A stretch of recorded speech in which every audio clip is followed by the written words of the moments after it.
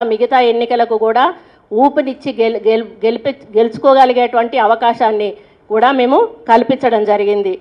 ఇదంతా ఎందుకు చెప్తున్నానంటే ఈ రోజు వరకు నేను పార్టీ అభివృద్ధి కోసం పనిచేశాను తప్పితే ఎప్పుడు కూడా పార్టీకి నష్టం కానీ కష్టం కానీ కలిగించేటువంటి పని చెయ్యలేదు అని చెప్పడానికే ఇవన్నీ కూడా నేను చెప్పడం జరుగుతూ ఉంది. ఇప్పుడు ఎక్కడైనా ఏ పార్టీ నిర్ణయం తీసుకున్నా కూడా మరి ఆదేశాలు శిరసావహిస్తూ మరి పార్టీ నిర్ణయాలకు కట్టుబడి ఒక క్రమశిక్షణ గల సైనికురాల్లాగా మరి కార్యకర్తగానే పనిచేస్తూ వచ్చాము. ఇవే కాకుండా ఎక్కడ పబ్లిక్ మీటింగ్స్ అయినా కూడా ప్లీనరీలు అయినా కూడా మామూలుగా ప్రజలను తరలించడానికి కాన్స్టిట్యున్సీకి పార్టీ కొంత పైసలు పంపిస్తుంది. అటువంటి డబ్బులు కూడా మేము ఒక్కరోజు కూడా ఏ ప్రోగ్రాంకు కూడా తీసుకోలేదు. అంటే కేవలం నా బీఫాము మురళీధర్ మీ బీఫామ్ తప్పితే టీఆర్ఎస్ పార్టీ నుంచి మేము ఎటువంటి లాభం కూడా పొందలేదు అని చెప్పి నేను చెప్పదలుచుకున్నాను ఈ సందర్భంగా. మరి ఇన్ని రకాలుగా నేను పార్టీకి అనుకూలంగా ఉండి పార్టీ అభివృద్ధి కోసం కృషి చేసి పార్టీని అభివృద్ధి పరుస్తూ మేమిద్దరం పనిచేస్తూ ఉంటే ఈరోజు 105 టికెట్లు ప్రకటించి అందులో మా టికెట్ మా వరంగల్లో 12 కూడా ప్రకటించి నా ఒక్కదాని సీటు ఆపడానికి గల కారణాలేంటి? 4 సార్లు ఓటమి ఎరగకుండా గెలిచినటువంటి దాన్ని నేను వరంగల్ జిల్లాలోనే కాదు ఈరోజు తెలంగాణ రాష్ట్రం అంతటా కూడా మాకు అభిమానులు ఉన్నారు.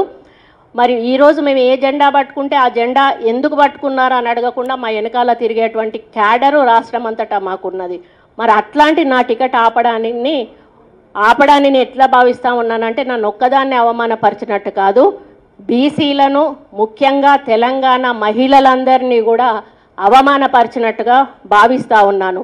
మరి మంత్రి పదవి ఇవ్వకుండా అలా అవమానపరిచారు, ఈరోజు ఈ విధంగా అవమానపరిచారు.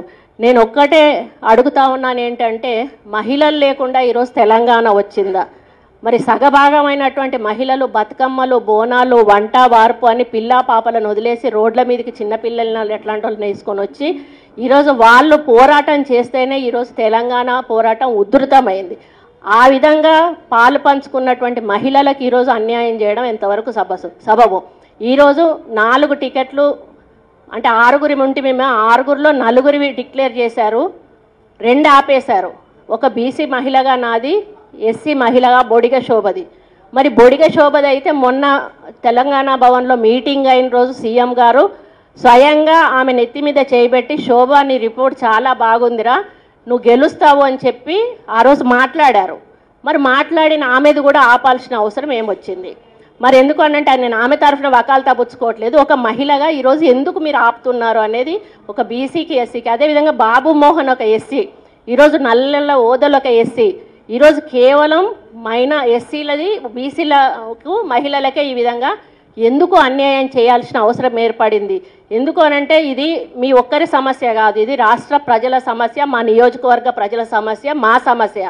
దీనికి సమాధానం చెప్పాల్సిన బాధ్యత ఒక పార్టీగా మీకు ఉంది కాబట్టి తెలుసుకోవాల్సిన హక్కు కూడా మాకు ఉంది కాబట్టి అది చెప్పాల్సిన అవసరం మీకు ఉందని చెప్పి నేను తెలియజేస్తా ఉన్నాను. ఏంటండి వీడియో నచ్చిందా? అయితే ఓ లైక్ వేసుకోండి, లేదంటే ఓ కామెంట్ చేయండి. ఎప్పటికప్పుడు మా వీడియోస్ చూడాలంటే సబ్స్క్రైబ్ చేసుకోండి.